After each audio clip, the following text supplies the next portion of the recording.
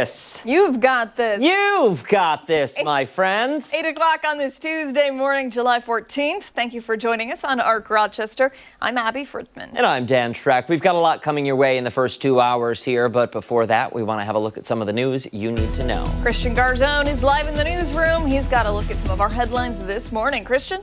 Good morning. We begin with a heat advisory issued today as temperatures are set to rise again. Another cool sweep is in effect for the city of Rochester.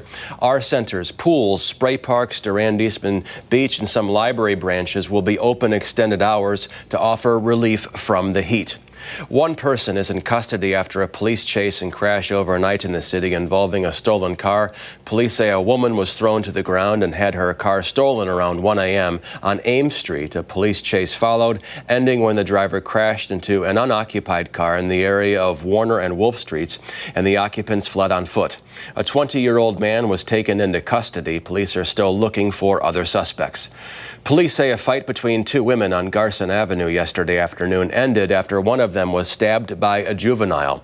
Investigators say a child who was with one of the women stabbed the other woman in the back. The victim was at last check was stable. The other woman is facing charges of child endangerment. The child won't be charged because of their age. Happening today, the Rochester Fringe Festival will unveil this year's lineup later this morning. The 12-day festival features a variety of one-of-a-kind performances ranging from music and dance to comedy and art. The festival runs from September 15th to the 26th. This morning's announcement is set for 11 o'clock and tickets go on sale at noon. And that's what you need to know. Back to you both in the studio. All right. Thank you, Christian. Go for it. Let's get a look at what we have brewing for the next 2 hours, starting with the Finger Lakes Opera, continuing their summer season with a powerful true story. This morning, we're previewing their upcoming production of Glory Denied, based on the life of America's longest-held prisoner of war. The artistic director will join us live in studio to tell us more about the story and what you can expect. Then we're getting ready to tee up for CDS Life Transitions Annual Salute to Veterans Golf Tournament. It's happening later this month. We're going to learn more about how the event supports local veterans through life-changing programs and how you can take part and make a difference. And then later, the return of the #1 top-rated segment across all universes and multiverses. Christian Garzone back with, once again, another edition of Truth or Trash. Today, he's bringing along a special guest, putting him in the hot seat for a special music-related game. Ooh. Do you know who it is? I do. Oh, do you? I think so, yeah. Yeah. But before all of that, we want to have a look at today's forecast. It's going to be, okay, do you remember the AC commercial where they're in the kitchen and the AC is broken? It's for Sears, right? Yes, yes. And he says, it's going to be another scorcher. And she's like, another scorcher? What about the AC unit? I'll call. You'll call today. I'll call today. Yeah. And he does end up calling Sears to get the AC fixed. Meteorologist Marty, what's your name? It's crazy that you can remember that Sears commercial from the 90s. And I don't know the guy that I work with. But I know he can fix an AC unit. I could not. No. No, okay. He can't do do that. Contain everything, the capacitors and all that. Yeah, I definitely cannot do that. But I can tell you how hot it's going to be today. It's going to be really hot this afternoon. Right now, not too bad. We're starting off mostly in the 70s right now. We're seeing some mid-70s, almost upper 70s, Waterloo, South Bristol, Ontario. And even Rochester starting to catch up. We were starting off with temperatures in the 60s. Now we're up to 72. So already we're seeing these numbers begin to ramp up pretty well. And we do have a heat advisory that goes into effect specifically from 11 a.m. to 8 p.m. But again, it's that mid-afternoon, late afternoon time frame when we reach the peak for temperature and the humidity values as well, and the heat index, of course. That number is going to be close to 100, could exceed 100 by just a little bit in some cases today. So overall, just a hot day coming up and a humid day as well. 95 for the air temperature. That's close to the record. The record as it stands right now is 97. So we're at least going to come close to that number this afternoon. Likely the heat index closer to 100. Down to about 74 tonight, so a really warm night. But notice tomorrow, Thursday, Friday, we step down a little bit each day. Tomorrow, likely less humid. So you'll notice that humidity pulling back a little bit. Also with that loss of about 7 degrees there, that's going to help out as well. Mid-80s on Thursday, and then averaging closer to 80 for Friday and the upcoming weekend. So we're going to see those numbers drop a little bit over time. But today, again, just a really hot, humid afternoon coming up for us. Probably the peak for that heat and humidity for the entire week, guys. All right. Yeah, I'm looking forward to it. I'm on board. On its Thank way. you, sir. Okay. Hey, let's go off the top and start with some of the things that have piqued our interest this morning. For my off the top this morning, I want to talk about kids moving back home. So there's a story out this week, and the numbers behind it are worth sitting with for a bit. So according to the Federal Reserve, nearly half of American adults under the age of 30 are currently living with a parent. Think about that. Half of American adults under the age of 30 live with a parent. That number, though, has climbed 12 percentage points since 2019, rather. A separate survey from the financial services company Thrivent found about 55% of young adults who moved back home did it out of financial necessity. So this story in the Wall Street Journal, it follows two different families to show what that looks like in real life. So one woman moved back in with her mom in Miami after a breakup. That was 3 years ago, though, and she's still there. She's built an online following. I think this might be her talking about that experience. Another woman in Michigan is living with her father. She doesn't pay rent, but she handles the groceries, the cooking, and work around the house. She told reporters if she had the ability to move out tomorrow, she would. Her father bought their home years ago for $70,000 and on an estimated salary of $35,000 a year. Today, the median price in America for a home is more than $400,000. That gap, though, is a part of the story that doesn't get a whole lot of attention in this article. The article also points out that this shift in changing the real estate market itself. One real estate agent in D.C., in the D.C. area rather, says he's seeing more parents delay downsizing their homes because their adult children are still living with them. He's even built a step-by-step plan to help those families set a move-out timeline for that adult child before they ever move back in. So what we have here isn't one single trend. For some families, this has become a living situation that they've made peace with. For others, it's something they would change tomorrow, as this second story says they would if they could. Both of these things are true at the same time in the same story.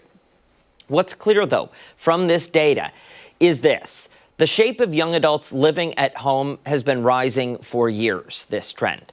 Since 1980, home prices in this country have grown more than 6 times over, while incomes have not kept up.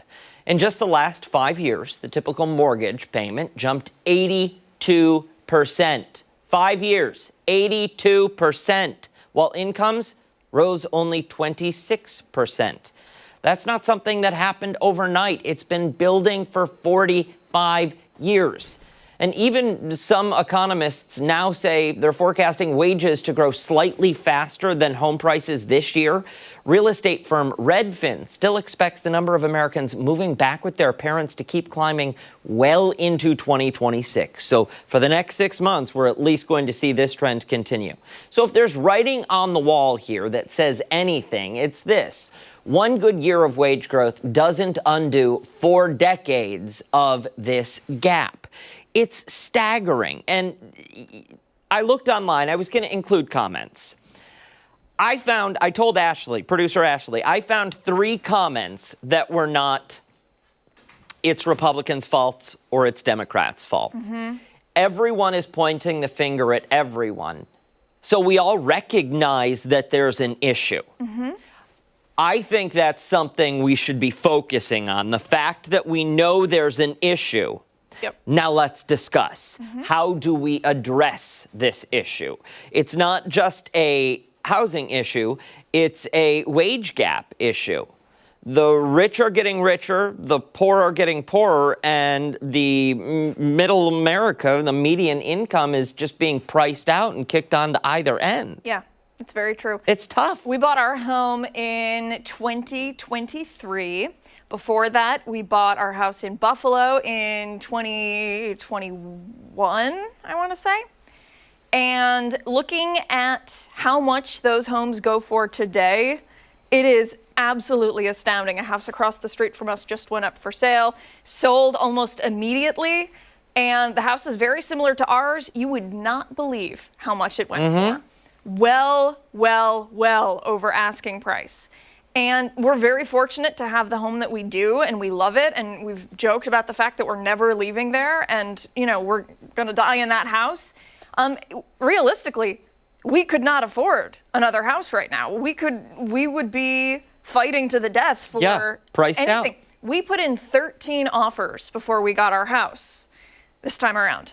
And we did not even see the house before we put an offer in, which was dumb. And we did have somebody go look at the house. So I would not recommend that. But 13 offers where we were, not even in the same ballpark as these other people. We put an offer in on a home in Buffalo. It didn't have stairs to get upstairs. There was a ladder.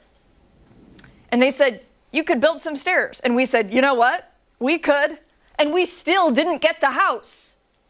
It's insane. It is. It is absolutely insane. My heart breaks for anybody who's trying to buy a home right now who is not, way, way, way up on the pay scale.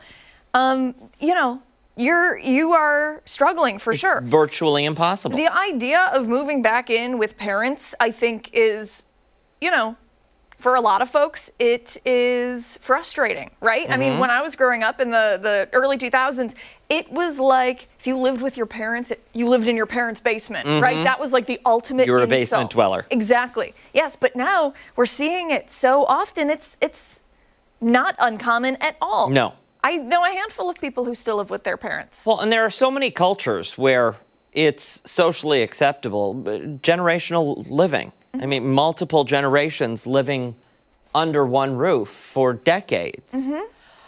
Listen, if it works for you, go for it. If it doesn't work for you, don't do it. But back to those housing prices. So before I was burglarized and ended up moving, I was looking at houses. I was looking at buying. There was this gorgeous, dilapidated shack in the city that I wanted that was priced way too high right out of the gate. And I don't know what it ended up going for, but I'm sure it's old. I'm sure somebody forked over the cash for it. And then I found this postage stamp in Irondequoit that I fell in love with on this little cul-de-sac. Was this gorgeous, perfect size home. And it went for, I think, $80,000 over asking. Yep. So are we now, in the play, when I say it was a postage stamp, it was half the size of the studio. And while it might look kind of big on TV, this studio's not big. It's not. It was a teeny tiny home. Absolutely. And so you think to yourself, okay, if that went for $70,000 over asking, I need to scale back my budget that much and bid this much over asking? Right. It's crazy. And, just to follow up with that as well, going back to the crisis that so many people are finding themselves in, the bank, they'll give you an approval. Yeah, sure. Absolutely. You want all this money? Great. Yeah. And then they show you how much your mortgage payment is going to be. And you're like, okay, well, that is one of my paychecks plus a little more. And that is hard to stomach after you drop all that money on a house. And it keeps coming time after time after time. Yep. So. Sure does. It's a never-ending vicious cycle. So what I mean to say with all of this is it's not a left or right issue, my friends. This is an everyone issue because everyone needs somewhere to live. Everyone who is of working age should be working and should have a job to comfortably afford a decent lifestyle. And that's just not where it appears we're at. Frustrating for It a lot is. of folks. It is. Yeah. All right, we got to move along to mine. Chances are you've seen this horrifying video out of Yellowstone National Park. It's gone viral. Let's see if we can pull it up right here. 65-year-old grandfather getting thrown in the air. All right, so he took his grandson on an annual trip to the national park. After dinner, the two decided to take a walk and enjoy the scenery. You see them off there in the distance taking photos. The grandfather, that is, was rushed to the hospital. You're going to see the bison attack, which sent Carl McDaniel flying through the air, tossed around like a sack of flour. Let's see if we got it right here. All right, so you're going to see him running in a second. So they had spotted the bison rolling around in the dirt like you just saw, being a wild animal. The two were about 100 yards away, They took the picture, they continued their walk, and that's when the buffalo, or the bison rather, charged. Earlier in this, okay, wait, here you go. Thrown in the air, several feet. So if you go back to the start of that video, you're going to see a truck that drove past.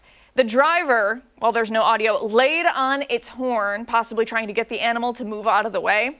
Well, that's really when things took a turn. The bison, possibly startled or agitated by the horn, charged toward the pair. McDaniel told his grandson to run in one direction while he took off in the other, hoping to distract the animal so the child could get away. Then, as you saw in the video, the bison headbutted the 65-year-old. You can only imagine how much that must have hurt, knocking the wind right out of him and causing injuries that most people couldn't even imagine. But the photographer who captured the attack on camera says he immediately ran over to help, screaming and yelling in an attempt to scare the bison away.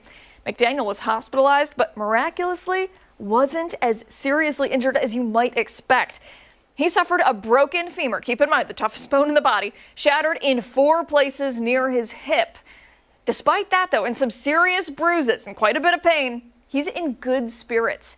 He underwent surgery this weekend and is already up and moving again.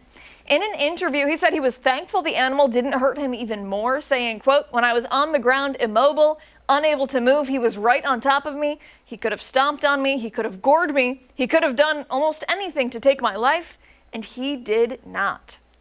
Now, the National Park Service says visitors should stay at least 25 yards away from bison at all times and never approach the animals. McDaniel and his grandson appear to have been far enough away. They estimated they were about 100 away. So they were following the park's guidelines and being respectful of the wildlife. That said, the National Park Service recommends carrying bear mace or bear spray.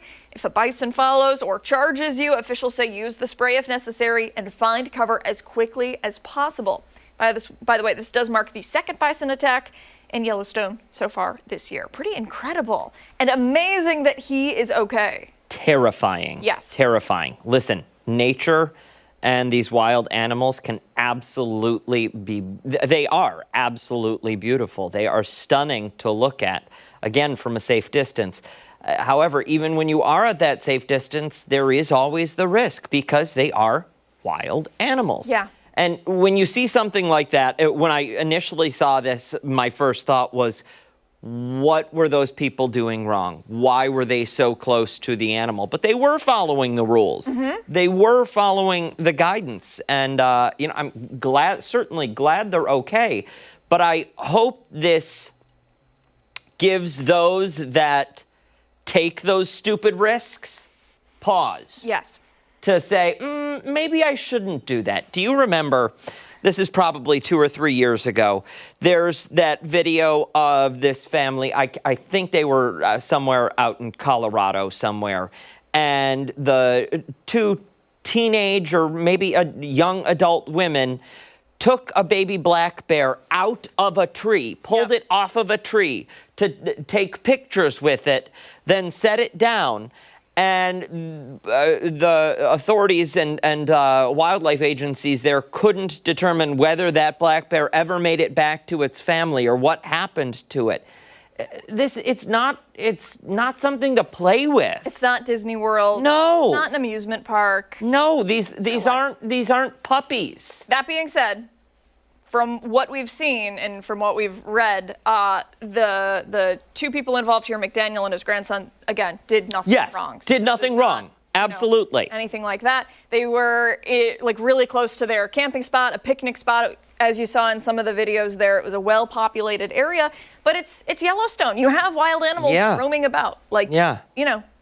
It's. I saw some people in the comments saying like, "Oh, that animal should be put down," and blah blah blah. And come on now. No. We're in their home. Yeah, literally. We're in their home. They were here first, and we're just visitors. Yep. Hey, stick around. We've got a lot more to come right here on ARC Rochester, including when we come back, we're taking you behind the story this Tuesday morning. And we are streaming on the 13 Wham YouTube channel and on foxrochester.com. You can join us there.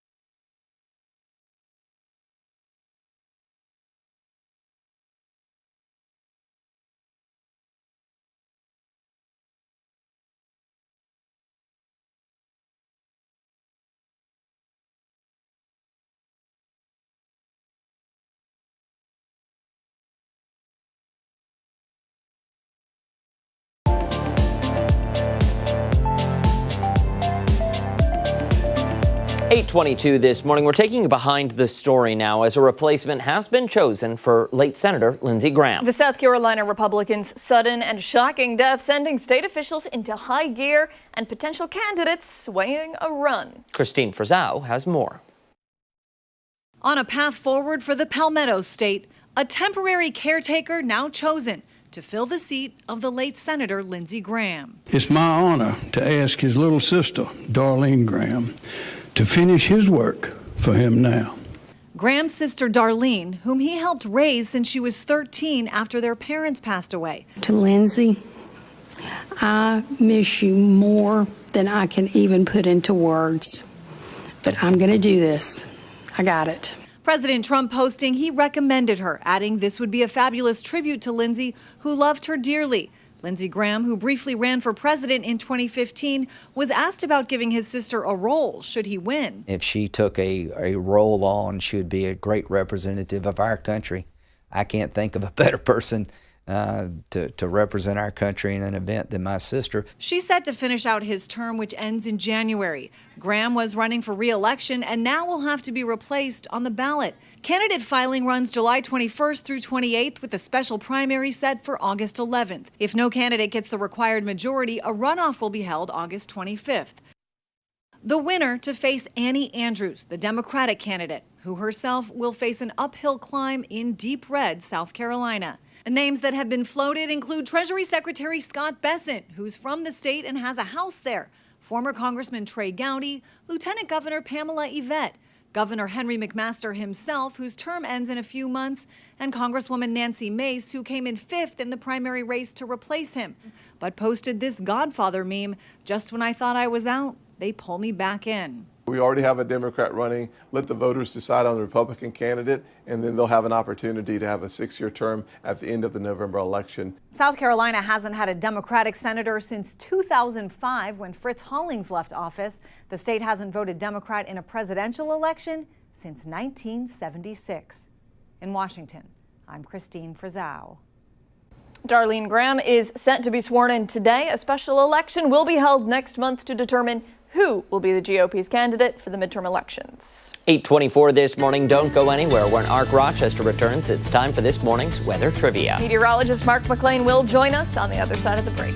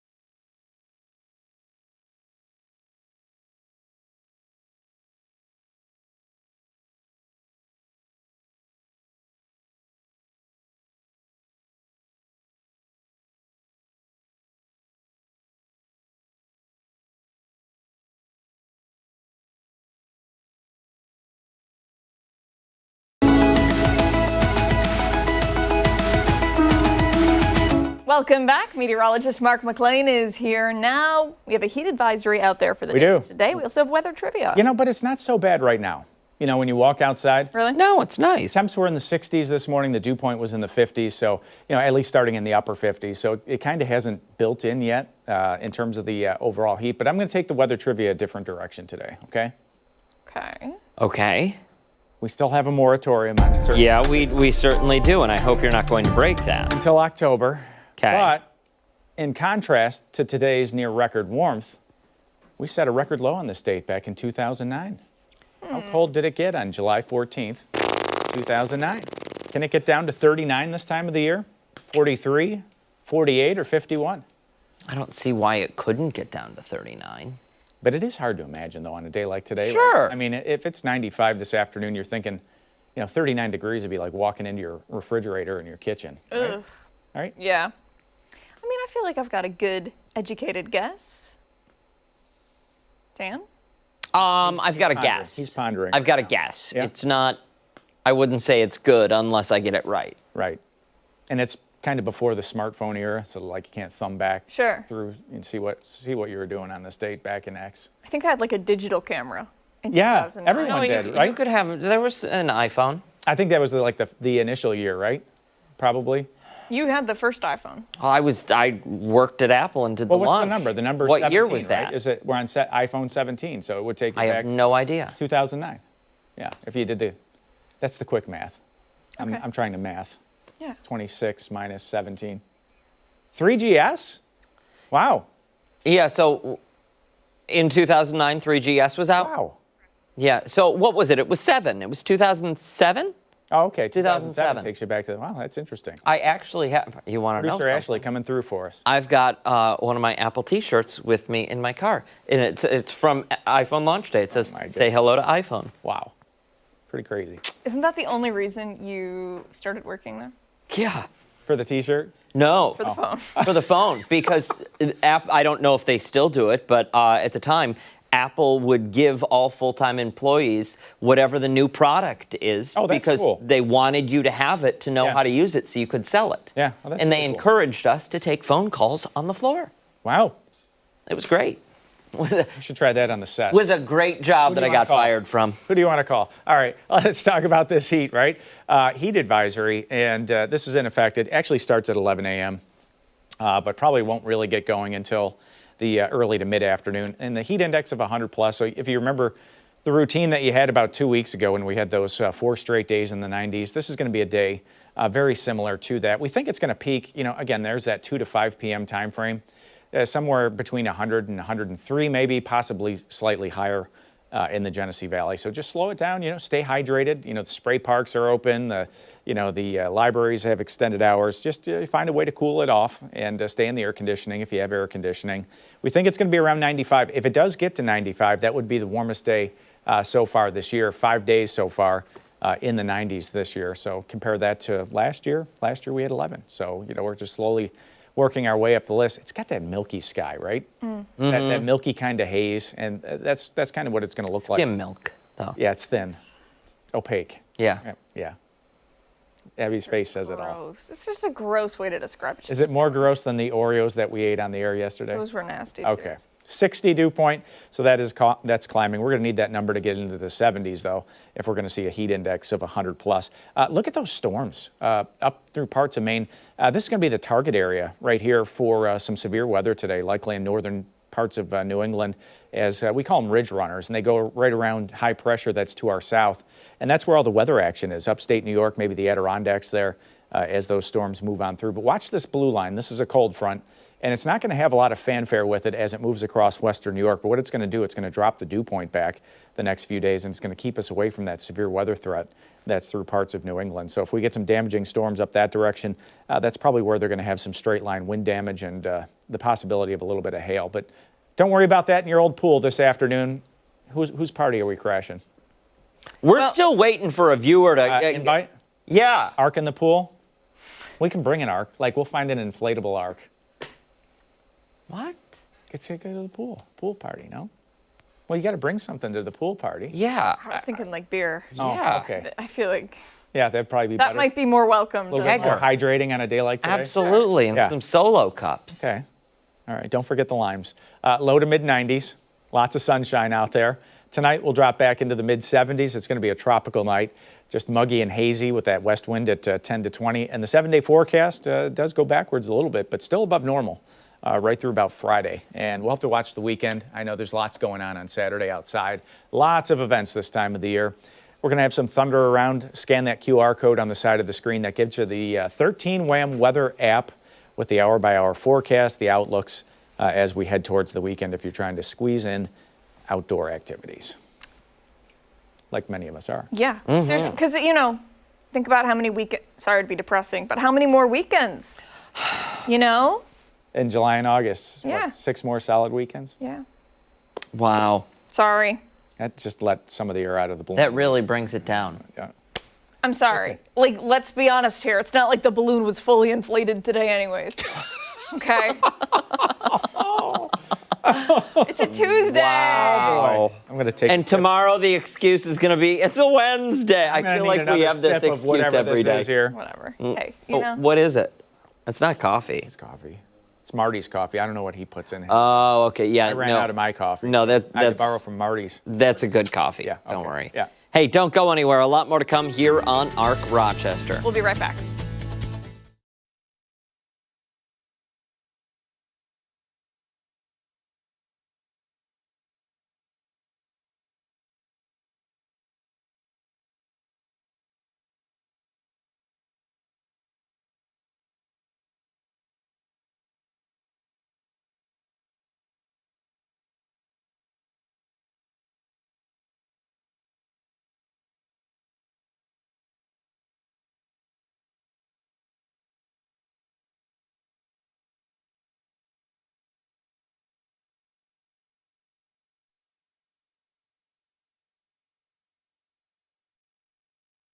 Good to see you. Coming in. Hey, how morning. are you? Good to see you. Hi. How's it going?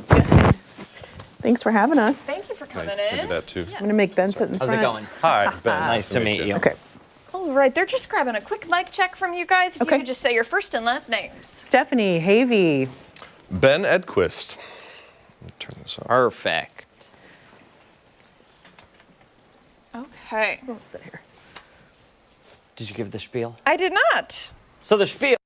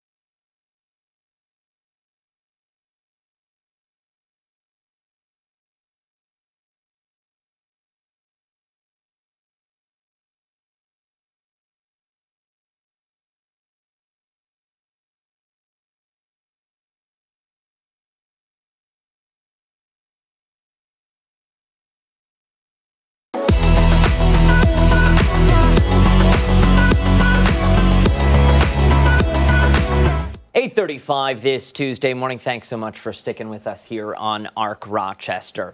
Finger Lakes Opera's summer season continues this weekend with a powerful production that tells the true story of the longest held prisoner of war in U.S. history. Yeah, we're taking you behind the curtain of Glory Denied and how it explores the lasting impact of war. For more on the upcoming show, we're joined now by Finger Lakes Opera Artistic Director Stephanie Havey, along with performer Ben Edquist. Good morning to the both of you. Good morning. This sounds like it's going to be a very emotional and very impactful show. We got a quick little overview there in the introduction, but tell us what this is about. Give us some more detail. This opera explores the story, as you said, of the longest held prisoner of war, but it also examines how our country changed during the Vietnam War. Jim Thompson was held for 9 years, but during that time that he was away, our country really changed throughout the decade of the 60s. So this is a story that I think many people can relate to, and it's also an important part of American history.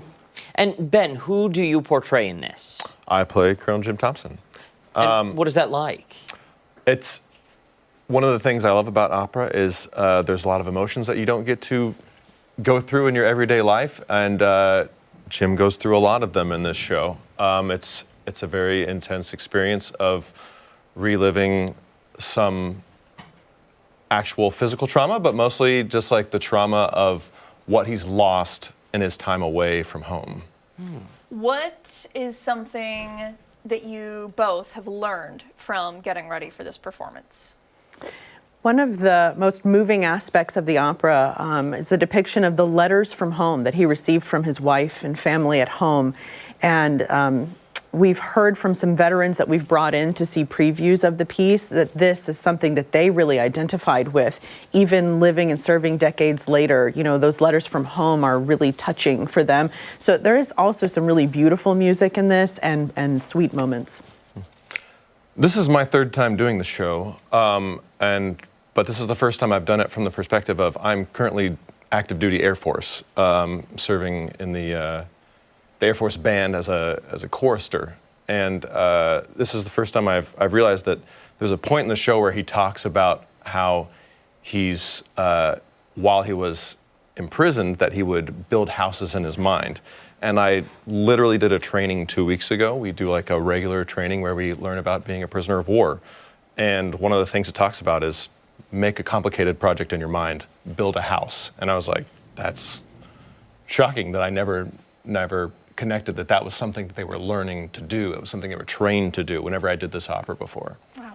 So is that something you bring to the stage too within this character? Is that something you're doing while you're performing? I can't even pretend that I've had any bit of the experience that Jim Thompson had. I went to basic training. That's the extent of my military strife so far. It is possible for someone in my job to deploy to the Middle East to be sing for morale for troops over there. I haven't had that experience yet. I've only been in for about 3 years. But there are, there's things I learned at basic, properly saluting and these kind of trainings that we've had about what that experience should be and how we should act as a prisoner of war that somewhat can inform my performance, yes. I'm curious to know more on the response that you've received from some veterans who had the opportunity to get a preview of this show. We know there are so many alive who did not get the proper thank you when they returned home. And I think that shows possibly similar to this one or thank yous or, honoring them really brings about a lot of emotion. That's right. We are fortunate to be partnering with the Veterans Outreach Center on this project, and some of their staff have served as cultural consultants to us as we've prepared this piece. So we've been working with them over the past several months to show previews of the piece and to discuss what the soldiers would have gone through, what Jim Thompson would have gone through, and the history surrounding this story. So they've been just so important to this process, and they will be with us at the performance, also to help support any veterans who might be in the audience. And we will have a talk back after the show with members of Veterans Outreach Center, with Ben, and also with the composer of the opera. What a unique experience you're giving to the audience, to these veterans, and to the community at large. That's really incredible.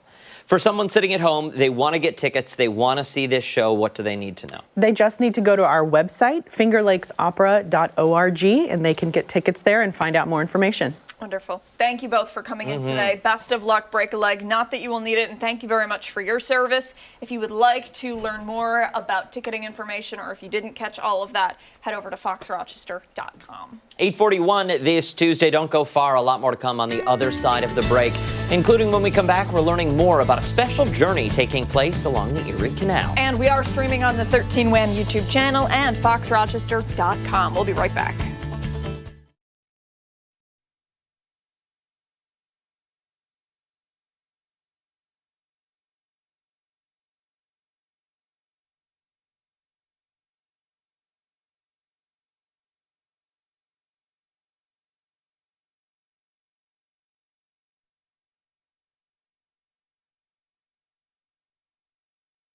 You okay?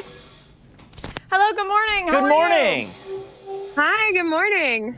We're just doing a quick mic check and then we'll be getting ready here. All right, perfect. Let me know.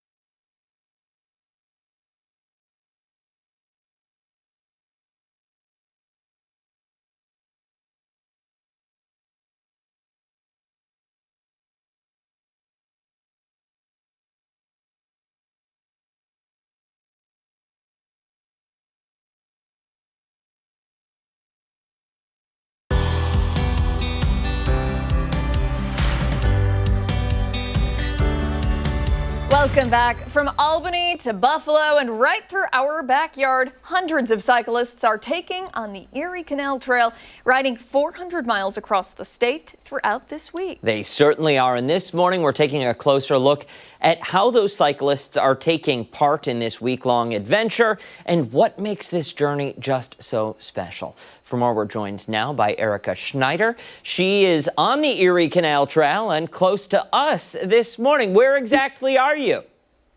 I'm right on the trail between Palmyra and Newark.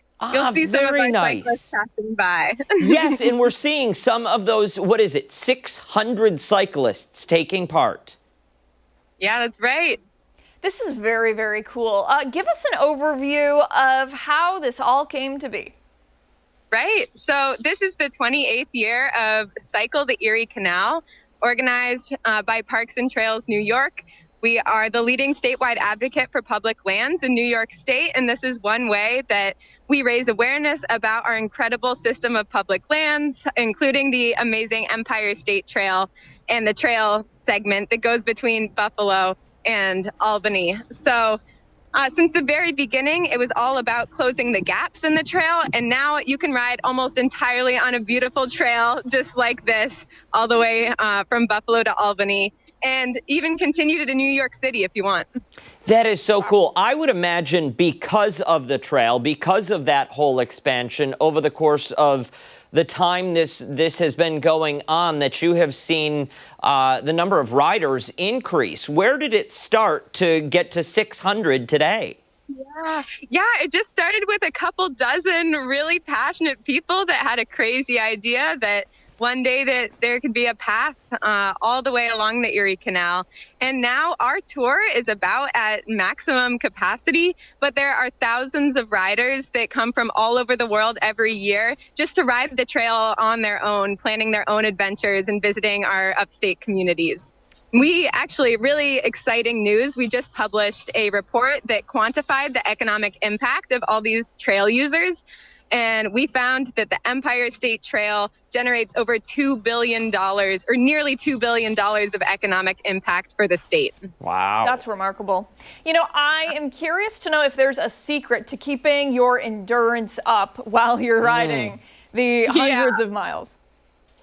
It's a lot of hydration and a lot of snacks. We provide 2 excellent rest stops, and the communities along the way have great coffee shops, great breweries. I mean, with all that, it powers you through. And these riders are allowed to sleep at night, correct? Yeah. Yes, we set up what we call little tent cities on really generous school grounds or in community parks. Last night we were at the Parrington Center Park, had an amazing night there, great night's sleep. I will say our cyclists are early risers. We're early to bed, 9 p.m. Folks are ready to sleep down with the sun and then up at 5:30 in the morning to beat the heat. I'm sure they have no problem falling asleep after all that cycling. Yeah. You know, I know that you are pretty much at capacity, but I also imagine you will be getting ready for next year's ride relatively soon. What do people need to know if they're thinking, I have to get on the list for next year because this is up my alley? Oh, yeah. Yeah, we will open registration as soon as this tour ends. And yeah, I see it up on the screen. Visit ptny.org to learn more about the tour. We also host an additional tour along the Empire State Trail from Troy to New York City. And that tour is the first week of August and still has openings. So if this is up your alley, go check that out too. All right, we're going to ask that, I'm going to ask that you save Abby a spot next year because I know how badly she wants to register for this. And I think if we get her signed up, we could get her to do it. Maybe. Maybe? You get the week off from work. Invite. From Parks and Trails, New York. We'd love to have you. Oh, boy. Thank you very much. I think they'd probably send a camera crew to go with me. They sure would. Thank you so much for your time this morning. And make sure you tell all of these cyclists best of luck when they get their break today, that we wish them all well. Appreciate it. Thank you for having me. When ARC Rochester returns, it's time for this morning's Crime Stoppers. We're back right after this.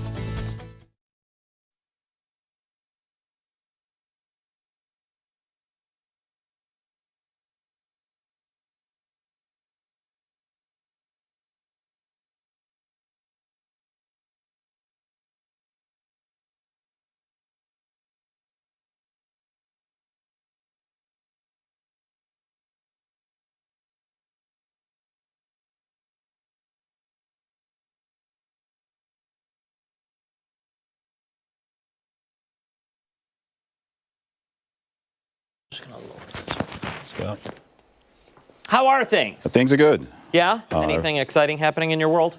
Just enjoying the summer, trying to stay cool on a day like today. So it's a thing. We're running around after the kids. Things are good. Oh, yeah. How many kids?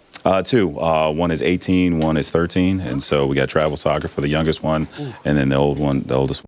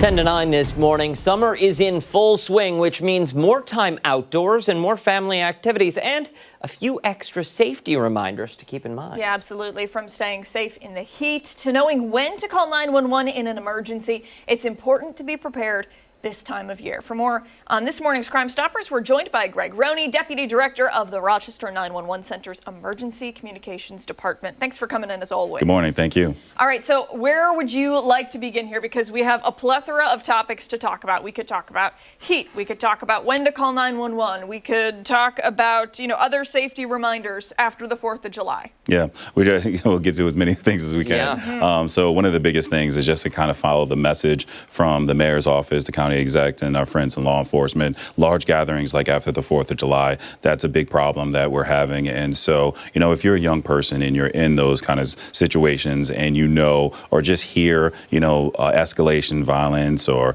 weapons getting involved, give us a call, get to a safe space and give us a call. And hopefully we can stop that before it actually escalates to dangerous situations. But one thing that people don't understand, if you don't want to be known to be calling 911, send us a text. And so you can just go right on your phone, put 911 and hit send, and it might be a thing where we can talk to you there. We want to encourage people to get to a safe space to talk to us because we can get more context to that text message, and we're trained to hear background noise and put that in notes as well. So we want to just make sure, but just be safe, get to a safe spot, and let us know what's going on, and hopefully we can prevent that before it happens. Now, is this something that people can do? You're at the large gathering, you're at the neighbor's backyard party, and things start to get a little rowdy, and you think to yourself, oh, I don't know that I want to be here anymore, and you remove yourself from the situation. Is it okay to still alert law enforcement that, yes, hey, I don't know what's going on right now, but I didn't feel comfortable enough to stay? Yeah,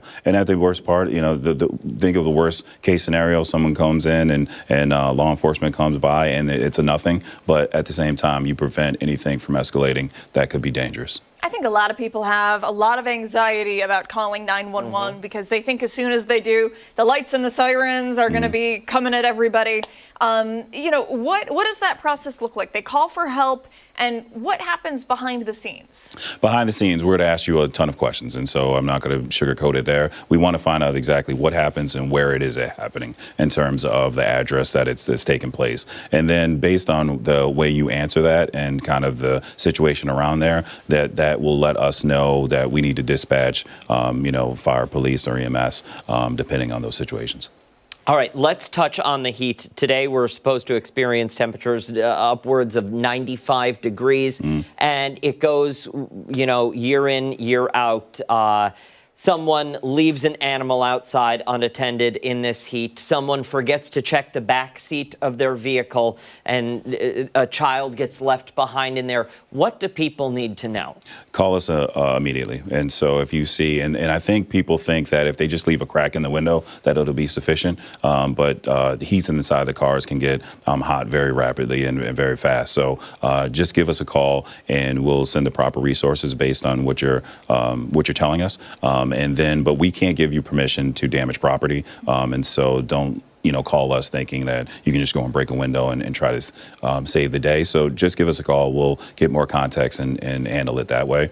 One of the things that we kind of talked about is just the heat exhaustion and heat stroke. Obviously heat stroke is a major medical emergency. And so, it can be lack of consciousness or confusion. And you want to make sure that you have a phone nearby. Don't attack the to-do list all by yourself, at home, or, if you're on the golf course and it's a thing where you're having adult beverages in between, that can lead to dehydration and the heat-related illnesses.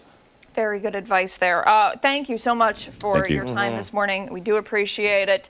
And as always, you are still looking to recruit folks, yes? Yes, we always are. And so just go to the website, city website, and apply through there. Excellent. Perfect. Thank you again. We appreciate it. We'll make sure to post all this information and the link to the city website if you want to apply on our website, foxrochester.com. We have much more to get to here on ARC Rochester as we continue into the 9 o'clock hour. We're back on the other side of the break.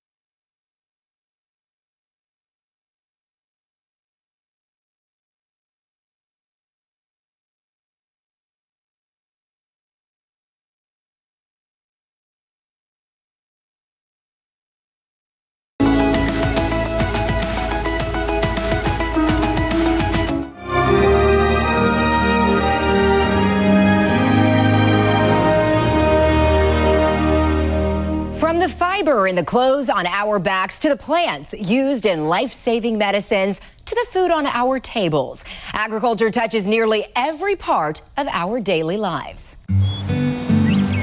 From coast to coast, across America's diverse agricultural regions, you'll find the backbone of our great nation, the farmers. We say all the time that agriculture is national security. In the heartland lies the Corn Belt. Fertile soil and endless fields travel west into the Great Plains. Amber waves of grain sway beneath open skies in America's breadbasket. Further south to Texas, Oklahoma, and neighboring states, it's cattle country. In the upper Midwest, you'll find the Dairy Belt. In the south and southeast, long growing seasons and abundant water resources support rice, cotton, delicious fruits and vegetables. Some crops native to North America, like cranberries, are harvested nationwide from the east to the Pacific Northwest.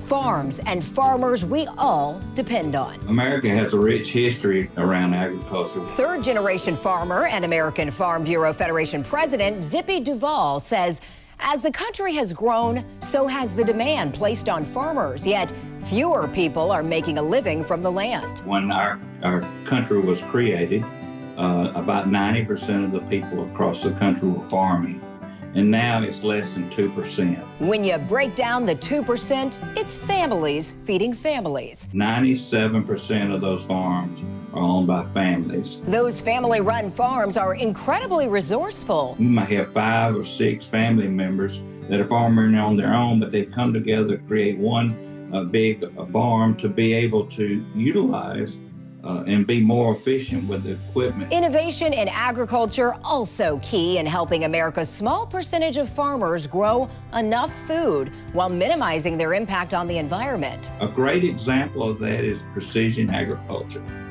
where instead of spraying the whole field trying to kill a certain weed, now the technology allows us just to spray the weed. Every meal begins with a farmer. So next time you sit down to dine, remember, if 2% of the population is farming, that means 98% of the population has the opportunity to go out and meet all their dreams and be whatever they want to be in life and be the best at it. when you include the industries that support farmers, such as food processors, manufacturers, and transporters, the agriculture sector supports roughly 30% of American jobs. For Amazing America, I'm Taylor Murray with the National News Desk.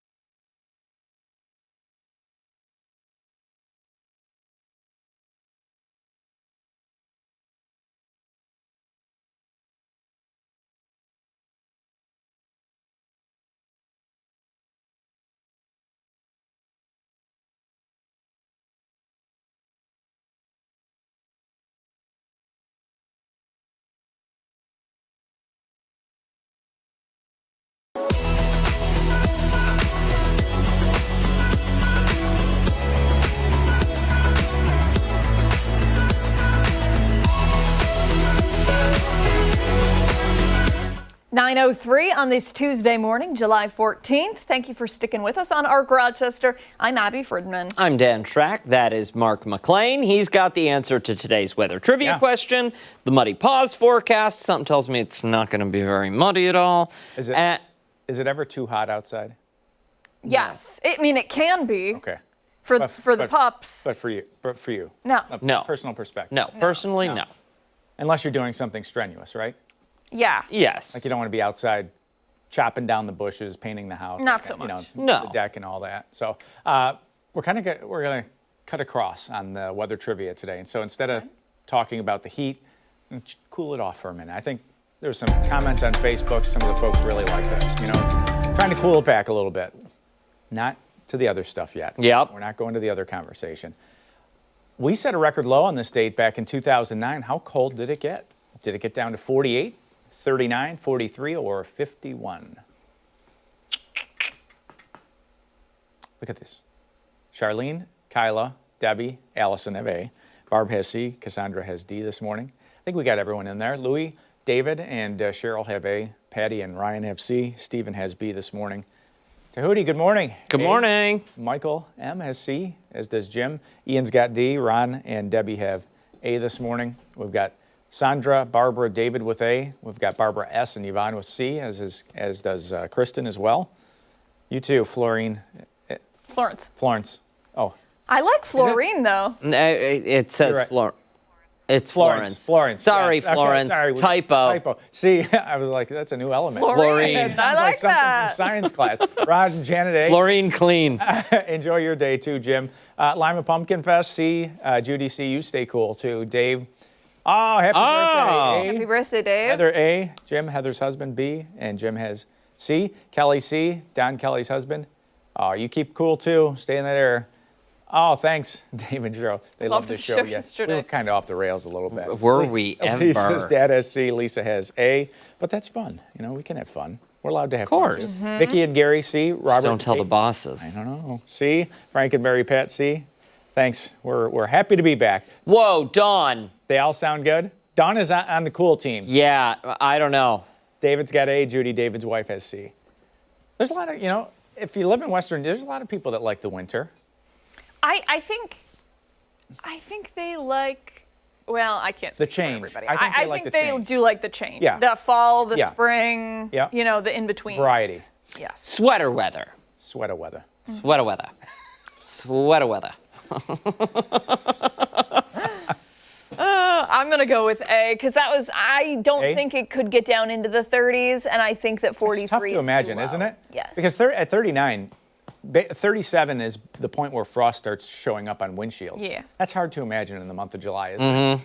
I was going to say C, Uh-huh. but I'm going to be a follower today. I'm going to be a sheep. I'm going to follow Abby. Well, Abby started a streak yesterday, right? Yep.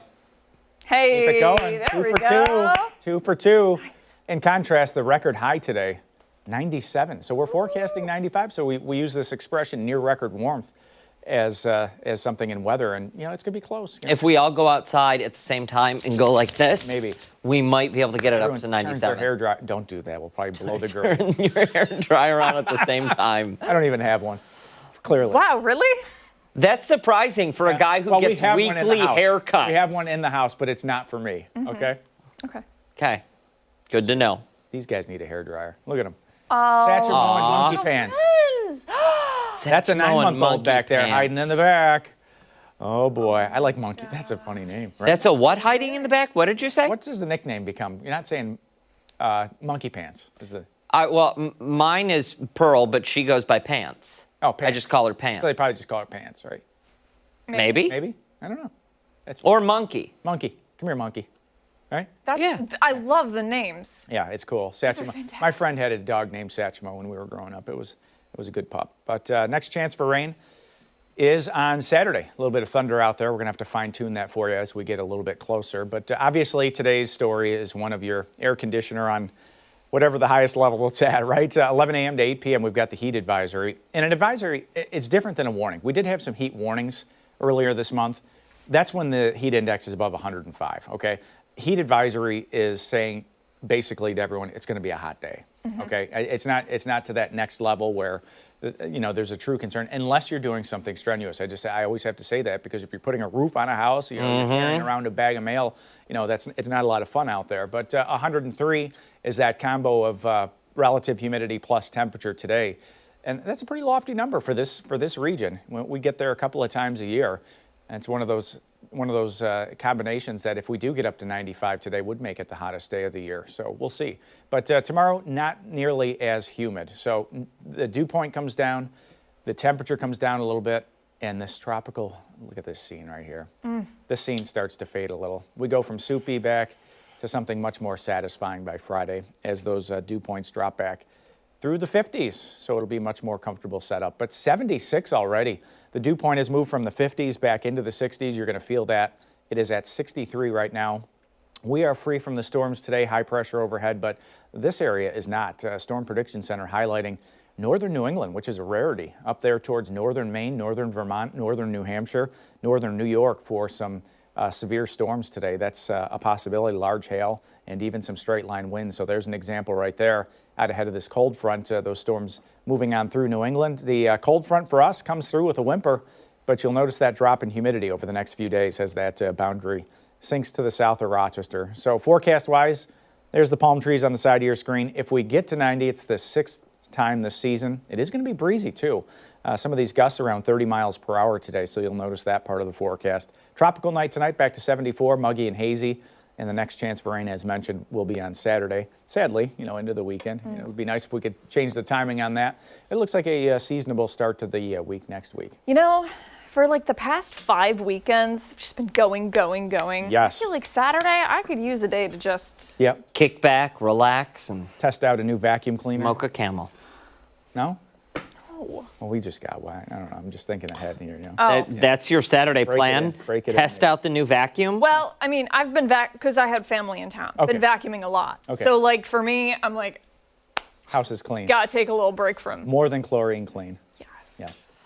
Yes. Okay. All right, McLean, get out of here. Stick around. We've got a lot more to come here on Arc Rochester, including when we come back, we're looking ahead to the return of a beloved golf tournament. And don't forget, you can watch us on the go. We're streaming on the 13 Wham YouTube channel and foxrochester.com. We'll be right back.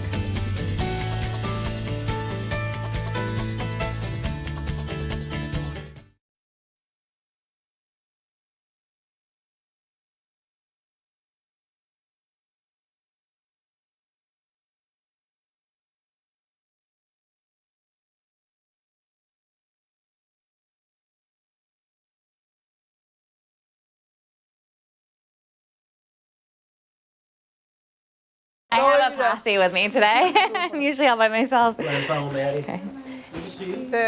We're just doing a mic check on the guest. On Katie. Thank you.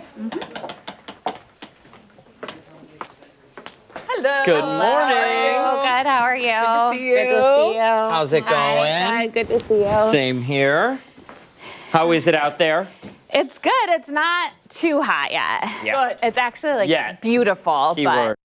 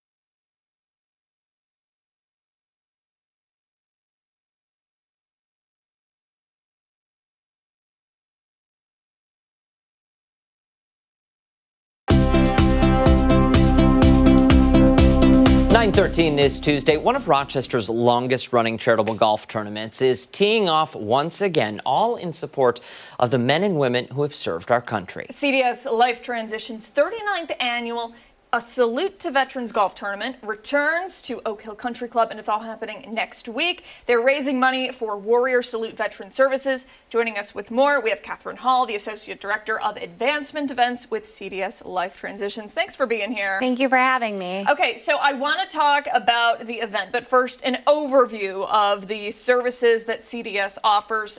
We know it's kind of an umbrella. There are a lot of different offshoots here, but specifically, what will the golf tournament benefit? Absolutely. So this golf tournament is specifically for our affiliate called Warrior Salute Veteran Services. Warrior Salute, we have 2 homes now. We purchased a second home back in November, so it's been open a little over 6 months. We have 2 homes that house veterans at no cost to them or their families. Our program doesn't receive any federal or state funding, so all of the operations is donation-based. We're able to help veterans get back their lives. They attend school, volunteer, and have case management while they're with us that help them reintegrate into society and really get back to the life that they deserve. Tell us, if you will, how this golf tournament has grown over the years. Yeah, absolutely. So this is our 39th annual golf tournament. And it started as a small tournament, as many events do. And over the years, we've been lucky enough, our golf tournament is hosted at Oak Hill. So we've been lucky enough to move to a premier course, which is really great for our golfers. And this year, we sold out completely right around May. So it has grown a lot. We have a lot of community partners that support us. We couldn't do it without them. We have a lot of sponsors that really come because they feel passionate about what we're doing and they want to support Warrior Salute. Very good. And, since the, I don't imagine people at home can participate, right? Because all the spots are taken. Yeah. Are there other ways that they can support CDS? Yeah, absolutely. So I would encourage anyone to learn more about Warrior Salute, learn more about our program. There are ways to support online at the event site. You can donate. We also have some dinner tickets left. We're almost sold out for dinner, but if you feel passionate and want to attend, you can come to dinner. And then if you learn more about our program, there's a lot of ways to donate. Anyone could contact me. Anyone could get involved, volunteer. There's a lot of ways to help. Now, do us a favor. We really touched on the veteran support services through CDS. Talk to us about the other services you offer. Yeah, absolutely. So CDS Life Transitions, as you mentioned, Abby, is an umbrella with a lot of affiliates. So Warrior Salute is one of our largest affiliates. And then we also have CDS Monarch. We work with adults with intellectual and developmental disabilities. We have Unistel, which is our spice factory, which is for workforce development. That was developed back in the 80s for our individuals to have places to work. Our veterans work there as well. And then we just have a lot of different entities. We have a pharmacy, which a lot of people don't know about. So our affiliates are widespread. So you definitely need support from the community. Mm-hmm. Yeah. Thank you so much for coming in. We really appreciate it. And as always, we appreciate the work being done to help those in our community that, the veterans, they really are the backbone here. They really are. For someone sitting at home, they're kicking themselves because they missed the registration deadline. When does registration, if you know, open up for next year's golf tournament? Next year will open as early as January. So if anyone's interested in golfing at Oak Hill, it is a great day. Looks like the weather's going to be nice this year. I'm always holding my breath. So if anyone needs information, they can contact me or go to warriorsalute.com. And set the reminder on your phone now, so come January, you're not in this same pickle. Absolutely. Thank you again so much for your time. We appreciate it. Have a good day. Time right now, 9:18. When we come back, we're heading into the kitchen for this Tuesday morning. We're back on the other side of the break.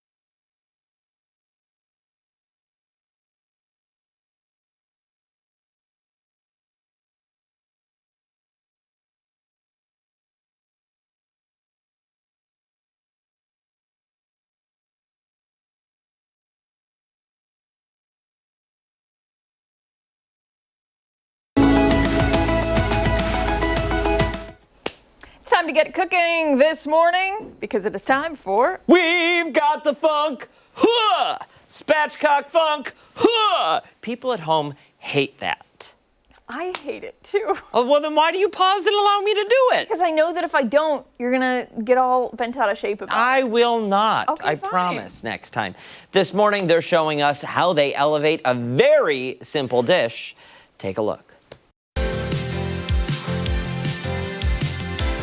Hi, honey. Spatchcock Funk. We're here. We're making honey sriracha scallops on the grill. And this is the type of thing that brings people out of their shells, just like these scallops came out of their shells. The most important ingredient, the primary star, are dry packed scallops. This means when they were frozen or packed, these ones are fresh, they were patted dry, so they're gonna be fresher and tastier. So that's the big part of it. But the honey and sriracha is the big mix. Now, the first time we kind of had this was at different places, and that's cool, but the name actually, honey sriracha, came from a different situation. I was with some peeps.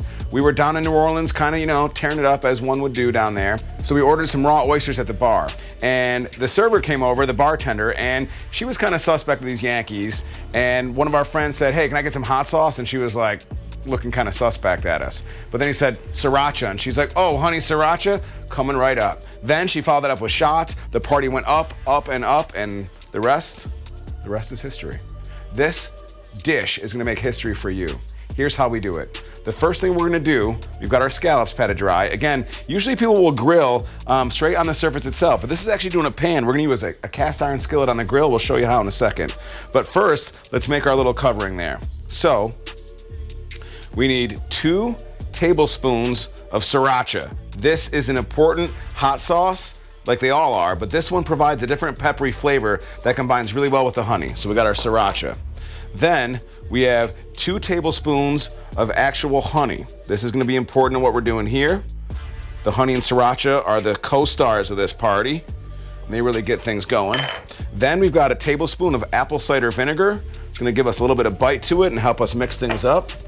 We've got 3 cloves of crushed garlic. We're gonna get that mixed up. And now we're in pretty good shape. So what we wanna do before we get the grill fired up, right? The first thing we're gonna do is on all of our scallops, we're gonna put them all out on our table, and we are gonna hit them with some fresh cracked pepper. This is gonna make the other flavors kind of sing, and we all about singing when we party. Now for our grill, what we're doing is we've got a cast iron skillet on medium heat. We wanna get that warm because these are gonna sear like pan-seared scallops, but on the grill so you can still hang on the backyard and do your thing. Take a good olive oil, get it into your pan. You're gonna want probably 3 tablespoons. Cover the pan up a little bit. We are also gonna add in 3 more cloves of garlic. Now put your scallops in. Yeah, now once the garlic is brown, that's your indication they're ready to flip. They look like that. So the garlic becomes our little teacher, our little indicator. But before we flip them, we're gonna take that sauce we made and you're gonna put it all in the pan. It's gonna start to bubble around them. Start flipping them things. After 4 minutes or so, you're gonna pull them out and they are gonna look like that. Just a little bit of sear, and a lot of sweetness. Now we top it with some fresh parsley for some color. And oh honey sriracha. A little sweet, a little hot, just like Spatchcock Funk.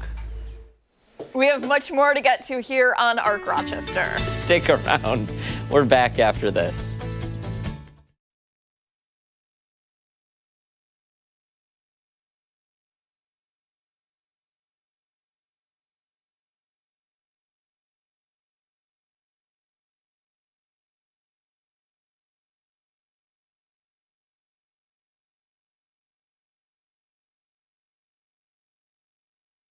Going to happen, right? We can do. But like, do you think it's going to be cold? No, it's going to be seasonable. It looks like it's going to be. Probably, Good morning, friends on YouTube. In the 80s. In the 80s? How's the stream this morning? But it's early. You know, it'll be Friday. By this Friday, Good to we'll have hear. a good look at it. What? Why do we have 2 chairs? Marty. Oh. This was first. Martete.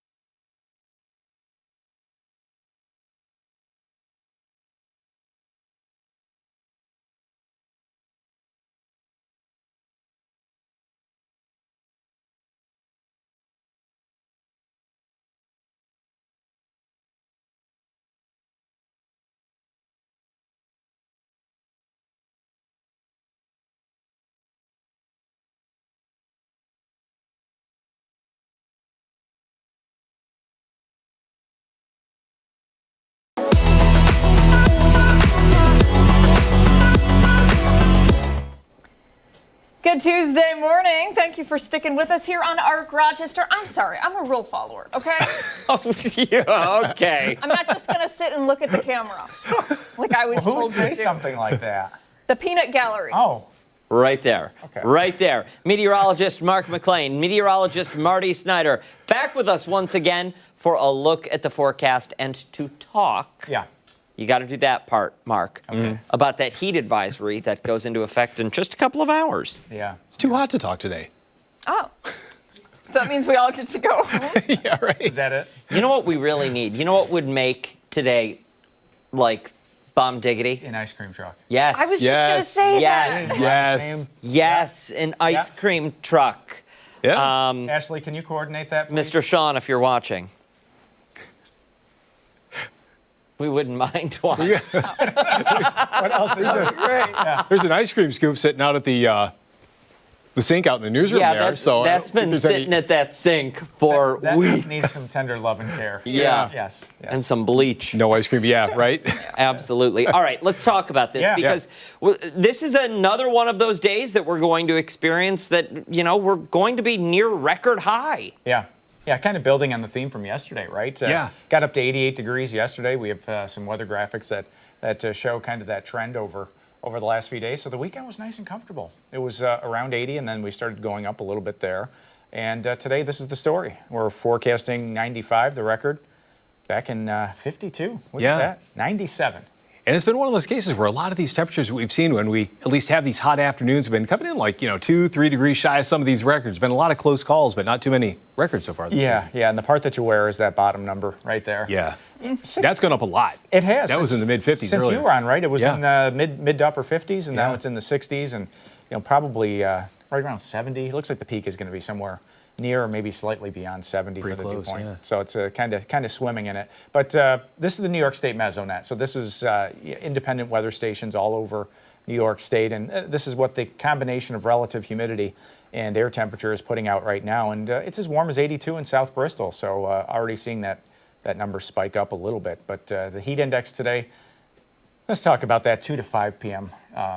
Area right there. 102, 103. Yeah. It's starting to get to a point where, It's not good. No, yeah. If you're doing anything strenuous outside, you're going to feel it, right? And like we were talking about in the office, I think it may be a case where we're kind of in that 100 to 105 range, but I think maybe on the lower end of that range, the lower half of that range, so not quite 105, but probably exceeding 100 by a little bit. Let me ask, because I know so far this month, and here we are on the 14th, I think we've only experienced rain once so far. Is that correct? We had rain on the 4th of July. We had about Yeah. 0.4 of an inch for the 4th because that kind of damped things down a little. Actually, it was a good thing to have.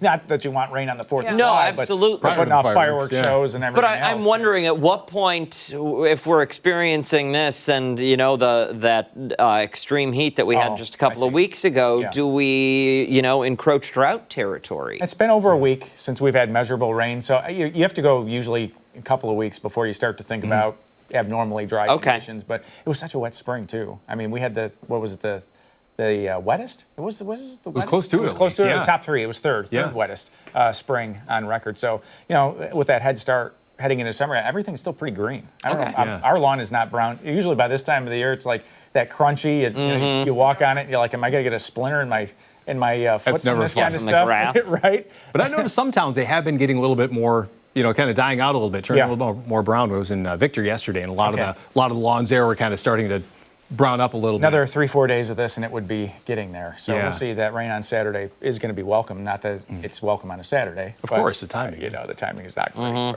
But forecast-wise, the heat advisories for everybody through 8 o'clock tonight. So that starts at 11 a.m., but probably really doesn't kick off until early this afternoon. Also, you see that little windy icon? It's going to be very brief. I wouldn't be surprised if we had some gusts at 30, 35. Yeah. It's kind of like standing in front of your heater vent, right? When your forced air furnace turns on and blows the hot air out. Yeah, or the low setting on the hair dryer, right? At least it's going to move. Yeah, that is one of those odd things. Usually you get up into that temperature range and heat index range. Usually it's not all that breezy. Yeah. At least it's going to be hot, but the air is going to move a little bit. It's not going to be stagnant. Yeah, and if we do get to 95, that would be the hottest day so far in 2026. So we'll keep you posted on that. There's the 7-day. We were talking about the rain.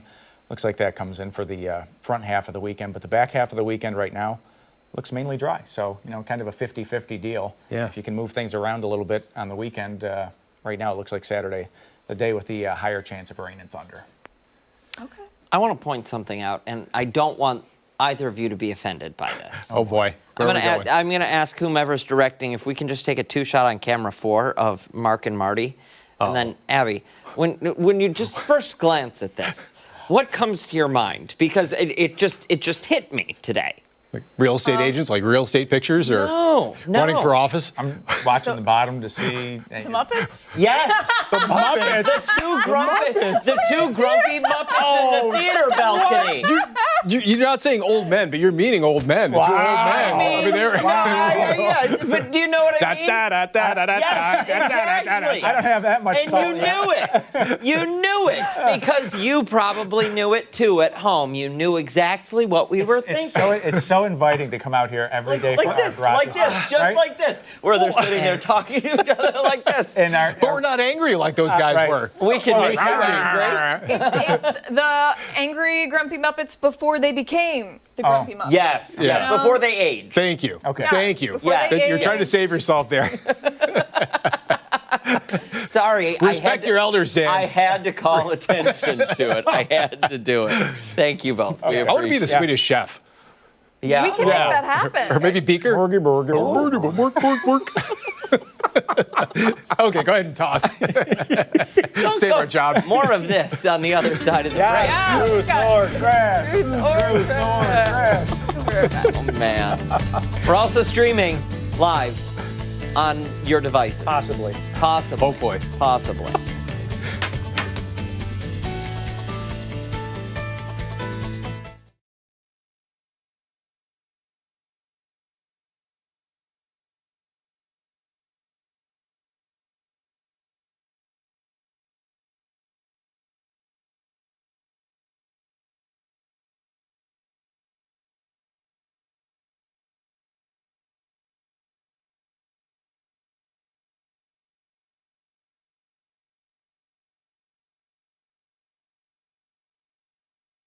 Who said Beaker? I said Beaker.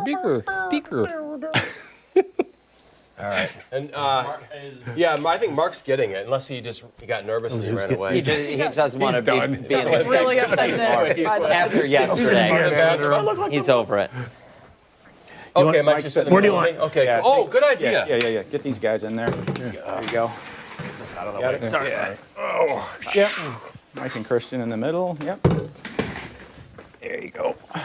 All right. And you're all mic'd up, shall we say? I am. All right. Maybe this should be a regular thing. If we're short-staffed, we bring on a guest.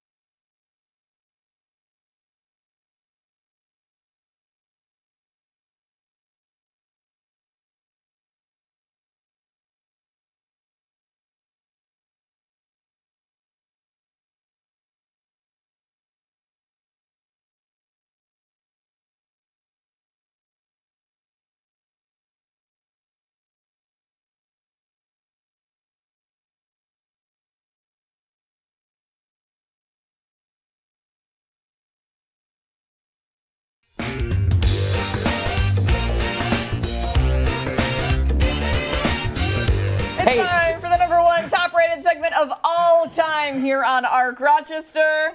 It's time for Truth or Trash! There we go. Christian Garzone joins us now with some stories. We have to decide which are true and which are trash. And this morning, he's brought along a very special guest.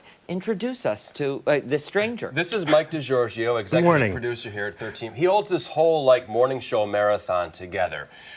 In addition to that, he also hosts, is it Midlife Metal? Midlife Metal on Rochester Free Radio. So let me ask you, what do you hate the most about your job? No, what do you love the most about your job? What do you love most about working here? About this job? Community relations. You meet new people every bringing day. the people in, Yeah. introducing new people, Yeah. encouraging the community to be here. It's like a variety show. It's something for totally everybody. is. Mm-hmm. And you know, from the Stones to the Beatles to Van Halen to Bon Jovi, your musical knowledge is expansive. Up to a certain point. Up to a certain. Well, I wanted to bring you in today. I've got 10 bands to list. 10. You tell me which bands are true and which ones are fake. Oh, that's fun. okay. Before we do that, can I just see your microphone really quick? I can't tell. Yep. Oh, yeah. It's on. You're It's good. on. Okay, It's sorry. It's because I'm turning my head. I'll do one of these like a food influencer here. No, you're good. You're all good. You know me. ASMR. ASMR. Tap, tap, tap. So let's get ready with these bands. all right, Okay, the bring 'em first one should be number 2, but I'm just going to list it for you real quick. First band, Diarrhea Planet. Okay. Now I'm going to go down the list. And when I say all 10, you tell me which ones are fake, which ones are true. Second band, Someone Still Loves You, Boris Yeltsin. He was the former Russian president in the 90s. Hot Provolone Disaster. Not related to the first one.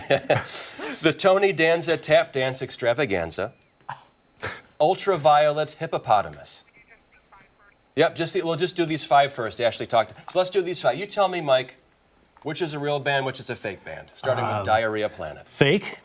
Okay. I'm going to go Boris Yeltsin. Sounds like someone would do that. I'm going to say Provolone Disaster is real. Tony Danza Tap Dance Extravaganza. I'm going to say fake. It's a fun name, though. It's a fun name. And he is a tap dancer. I know Christian's got the whole classic TV thing going on. He's got a fixation you do about too. that. Don't hold back. Oh, yeah, but that's a name you would make up. Okay. And I'm going to say real for Ultraviolet Hippopotamus. The only fake one on there is Hot Provolone Disaster. Really? Wow. Diarrhea Planet. Diarrhea Planet's a real one. real? Wow. They partner with Planet Fitness at times. Yeah, it's a wonderful. But we've got. I've seen their restaurant. They're number 2 I thought hit. it had something to do with fruit being unwashed. Or Oh my God, that's a terrible thing, isn't it? horrible thing. Explosive diarrhea. That's what they call some of those cruise lines. That new parasite. We got 5 more bands. All right, this is what you brought me in for. Five more Awesome. bands. So we got 5 more. The next one is called Forged by Fantasies. Our Daughter's Wedding. Lost Souls of Atlantis. Wall of Voodoo. And Snakeskin Milkshake. Do we have them up on the? I think we do. I do. But I can. Wall of Voodoo is 100% real. Oh yeah. Yeah. Mexican radio. Yeah, I'm on Mexican radio. I knew a guy. He was so into Wall of Voodoo. He had all the live stuff, and I'm like, you're really into Wall of Voodoo. They had that video with it was like a big tray of beans. Oh Mexican yeah. beans. The guy's You're face really popped into up Wall of singing. Voodoo. There we go. So there's the first one. Forged by Fantasies, Our Daughter's Wedding, Lost Souls of Atlantis, Wall of Voodoo, and Snakeskin Milkshake. You tell me which are true, which are trash, Mike. I say you made up the first 3 and the last 2 are real. Okay.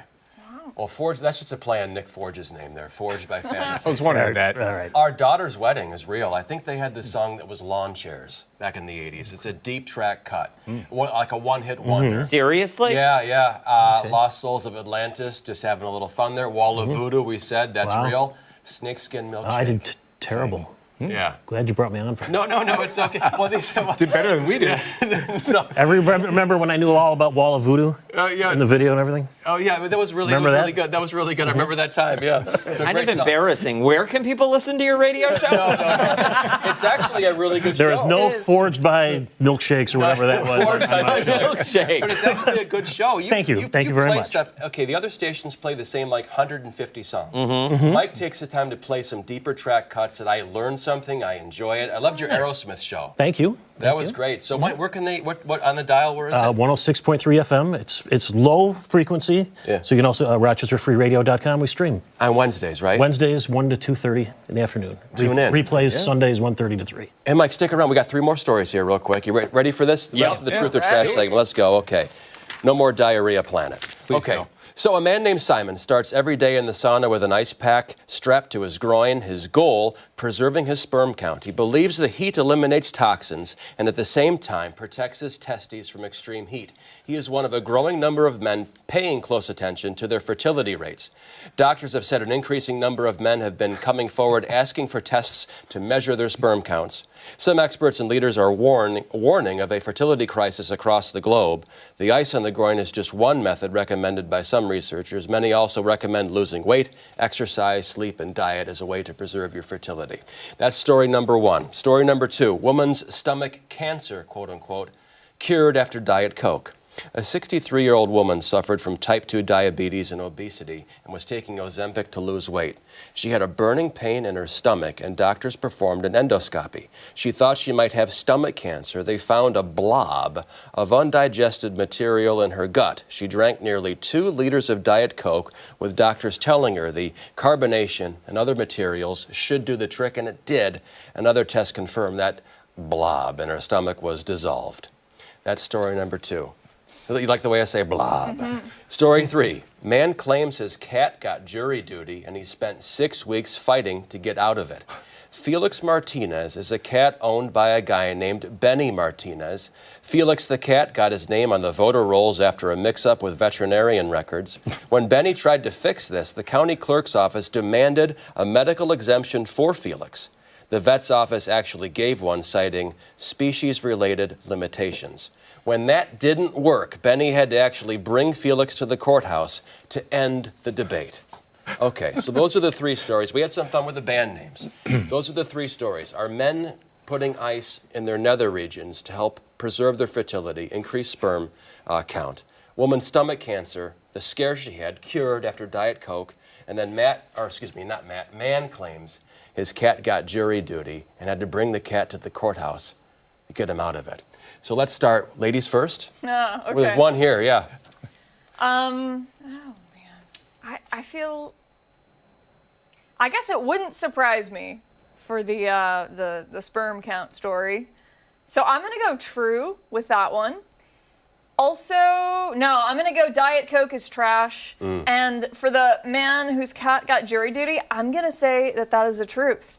1,000,000%. That seems like 1,000,000%. yes, I feel so confident about that. That seems like something that would happen. That's a high percentage. Okay. Well, you know. And special guest second, Mike. What are you thinking? I'm going to think the first 2 are real because I feel like the science is above me to understand. I think. No problems on your end there. Well, the first one, people will believe anything for the first.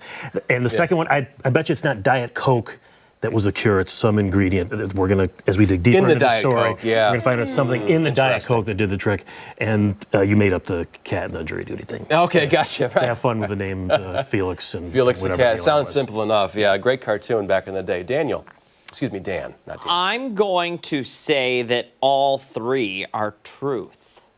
I'm going to go truth for all 3. That's a hot take. Okay. I would believe that. Yeah, there's somebody out there who's somebody on the stage. Somebody on our staff who's sticking ice cubes down their drawers. Trying to make sure the swim count is good. It's the puddle on the chair that's difficult to deal with. Sounds like a truth or trash. What's that wet spot? Well, actually, Yes, all 3 are true. Okay. I'll say false to the first one. Okay. I think the Diet Coke one, but that stuff can be a cleaning agent. Yeah. So it may clean things out. And I think it just peels having paint off of your car. Yeah. So I'm going to go true with that one, and even she's probably dehydrated. Just having a half gallon of something in her probably got the system going again. Yeah. Mm-hmm. So I'll go true on that one. And the third one, that's got to be true. That's got to be true with the cat. There we go. Piggybacking off of what Marty just said, right? You can use a can of Coke to clean your dirty toilet. It will make it spotless if you dump it in there. Yeah, it'll take. But that still doesn't mean it's piggybacking off clean. the first band name that you had. Wow. The band segment. Diarrhea Planet. I'll go. Come on, Tiger. I'll go true, false. Okay. You guys ready? Yeah. Dan was onto something. They're all true. Wow. But I got to give a shout out. The first one was sent to me by a good friend named George Brooks in Texas, who knows me from my Carrier days back on PBS. Do we have a picture of George Brooks, Ashley? I sent you one. He's a very kind man, known him for. There's George. Hey, round of applause for George in Texas. Yeah. He sent me that one, and of course, the Diet Coke, it can clean anything out. You're right. And then the Felix the cat, you almost can't make that up. Ridiculous. So yeah. Why can't you sing the song? What the Felix the cat? Felix the cat. No, I can't. Wonderful, wonderful cat. You know it. Come on, sing it with gusto, Mark. Do you know it, Mike? Pep and pizzazz. Not beyond what Mark did. Ashley, can you pull up that picture and just show the folks at home what we were talking about earlier? There it is. Oh, there they are. What? Is that not Mark and Marty? Well, hang on. Now you got to get that You got to do a two-shot two-shot. again. Get that two-shot again. Yeah. Yeah. It's Wilford Brimley on there. And Wilford Brimley. You check your blood sugar and you check it off. Yeah. Remember the Quaker Oats? Yeah. Every day should feel. Here, they got us. There you There we go. Yep. There we go. I mean, that's the two of you. Statler and Waldorf for their names. Statler and Waldorf. Yeah, there you go. Yeah, Statler and Waldorf. That's you She's two. saying, wrap it up, people. Wrap it up. Wrap it up. Until next time, Christian Garzone. Thanks, Mike. Thanks, Mike. And Mike DiGiorgio coming in. Hey, when Arc Rochester returns to look at some of the stories that have people talking this Tuesday. We'll be right back.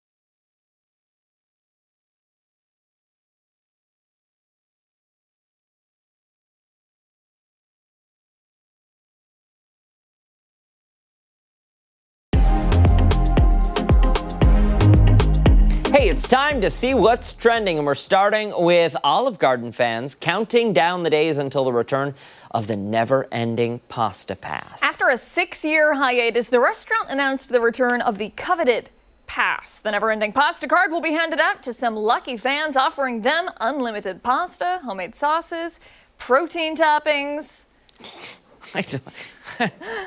boundless super salad, and breadsticks, all for the low price of $100. Olive Garden's lineup of pastas, sauces, and toppings offer 120 possible combinations where folks can customize their meal. 10,000 never-ending pasta passes will be available online starting Thursday at 2 p.m.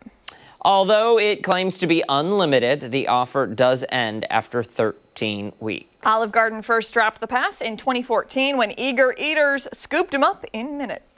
Fans have begged the restaurants for its return since the promotion ended in 2019, some even saying they boycotted the restaurant ever since. According to the company, the demand for the pass speaks to the lasting enthusiasm and connection the fans have for it. Bringing it back, they said, felt like the right way to recognize the loyalty of so many guests who have kept it top of mind all these years. If you're one of the lucky few who are able to get one of these cards, the deal is only available for dine-in options, and you must have a valid form of ID to prove it's actually your name on the cards. No sharing allowed. Fans are being reminded gratuity and drinks are not included in the pass, so it is important to come prepared to pay a little bit.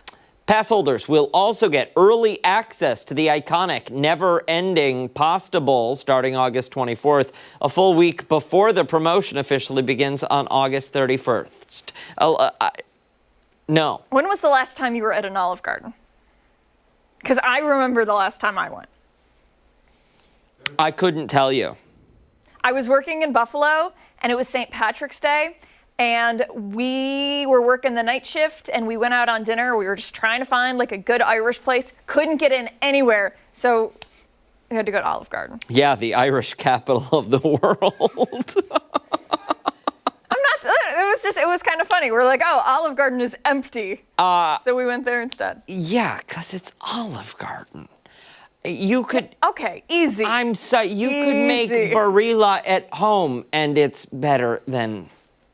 The breadsticks, man, those are so good. Unlimited soup, salad, and breadsticks. I mean, it's not even like East Side Mario's. East Side Mario's, bada boom, bada bing. Do you remember East Side Mario's? I don't even think we had one locally. But what else is there? There's Carrabba's. There's. Did they all close? I don't know. Yeah, I guess they all closed. Listen, I'm not saying that Olive Garden is excellent. I'm not saying that Olive Garden is bad. I'm saying it is Olive Garden, and it is loved by many. It is. I want the gabagool with a salad on the side. You put the salad on top, I'm sending it back. All right, we got to move along now to another new food offering that's raising eyebrows. The company behind Cup Noodles. They've officially announced the first ever cold water-based soup. In the brand's 55-year history, this is the first time they're introducing a new way to prepare their line of instant meals without using boiling water. The new cold cup noodles were developed over 5 years as demand for chilled meals continues to grow during hotter summer months. Isn't that just gazpacho? I mean, I think, yes, that is the technical name Or of it. borscht? What? Beet soup? Okay. No? I don't know. It's delightful, but the new soup is designed to be prepared with refrigerated water and eaten after 5 minutes of steeping. The new Japanese exclusive lineup uses Nissin's patent cold rehydrated manufacturing process, which allows the specially developed noodles to soften in cold water while maintaining a firm, smooth texture. Okay, so according to the company, they say the new products are intended to offer an easy way to enjoy a cup of noodles during the summer. The two flavors available at launch will be the cold cup spicy kimchi flavor and chicken salt lemon flavor. The new noodles are available starting July 20th, only in Japan. Fans online have mixed reactions. Some are calling this beyond amazing. Some say it's an advantage for disaster situations where you don't need to prepare hot water to have a meal. Others are calling it a bit scary, saying the thought of cold egg and fish seems wrong. You eat sushi and an egg salad sandwich. Okay, so you know what? Hey, that's fair. Right? That's very fair. And we've talked about some far worse products than that. I find it hard to believe that the noodles don't dissolve in cold water now. At all. We got to test it out. I guess so. Maybe a first try Friday. Don't go anywhere. When we return, our final thought. We'll be right back.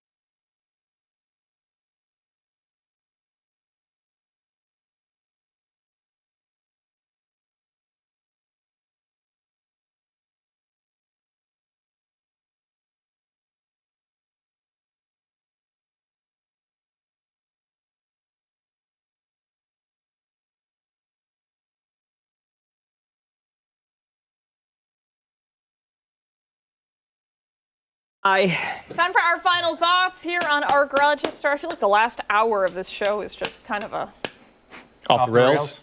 off the rails. Yes. Yeah, I mean, well, comparatively speaking, looking at yesterday and today, I would say today was like nice and smooth. Baseline. Yeah. Because I was here. Yeah. This is Marty does kind Marty, of. I bring the decorum. I'll tell you. It was only conditionally unstable today. Conditionally unstable. Yes, that does it for us here on Arc Rochester. We were here this morning, so we'll be back tomorrow morning starting at 4:57 on 13 Wham ABC. Much more live local news later today for 13 Wham News at midday. We'll see you then.